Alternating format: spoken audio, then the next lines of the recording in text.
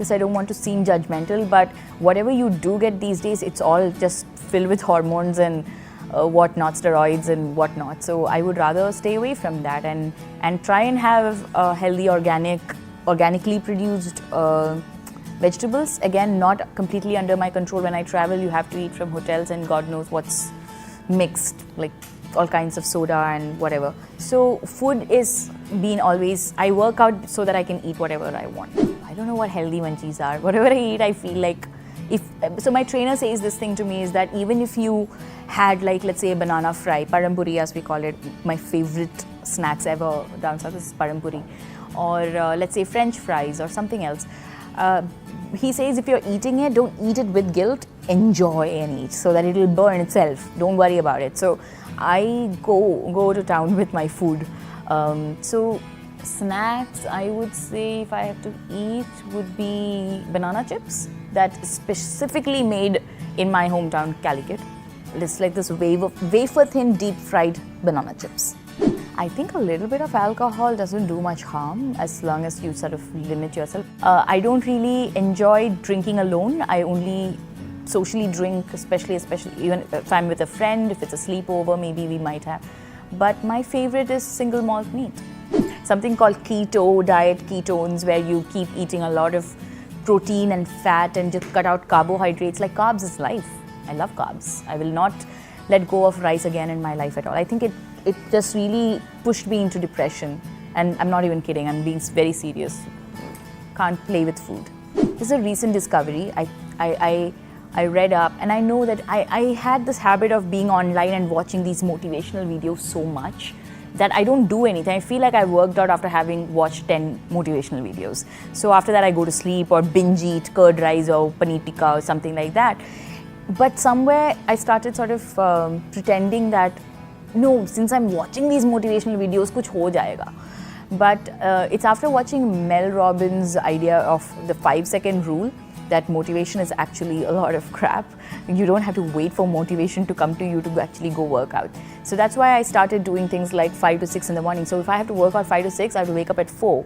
So that means when the alarm goes off, it's 5, 4, 3, 2, 1, get off the bed. Okay, now 5, 4, 3, 2, 1, brush your teeth. 5, 4, 3, 2, 1, wear your socks. So all that matters is what I'm doing at that moment. So I started not depending on motivation much. I think motivation has not helped me ever. So mental, physical challenge for sure. It's especially difficult when you get back to working out on a regular basis after taking a break for whatever reason it is. You start realizing how your body has sort of weakened. And I used to live in Kandivali, Nayan, and because obviously I could not afford Andheri or Bandra, and also we had a relative in Kandivali, and my parents were much relaxed because I was just 20 when I shifted, and I have someone at a who's very close by. So I used to have a Ritz car. I would drive every single day from Kandivali to Bandra to work out with my trainer who's here, get ready there, set out for auditions, meetings, and get back in the evening. I think I've always believed that if you are pursuing your passion, then the journey itself is beautiful. You can't use the word difficult, you can't be negative about it. Yeah. Lot of times that happens. Ye kahan se aa gayi hai? No, nothing like that. No. It was pretty decent. I wasn't that bad, but I just feel I'm better when it's the camera rolling, when I know the role a little better. So ever since we were kids, they gave us the freedom of opinion, freedom of choice, freedom to express our free will. Like, we were very confident kids. Not differential treatment. I think I've been very, very well treated, especially, I think worked with good teams, and in the south they actually put women on a pedestal. So now if there's a Sandkiyak, or if there is a Badla, or if there is a Chapak, it's those women are playing central characters. So you should be paid according to what you bring to the table and what's your involvement and the number of days and time and effort, because honestly you're also going to look thin and wear those tiny clothes and then dance and so I think it should be. Neither did I believe when you guys called me golden leg. Neither do I believe. I think these are superstitions. You're making a film with all the right intention. It works, it doesn't work, it's not in your hand. If my dad was connected and if he was a producer or a director, I would have probably got that first opportunity.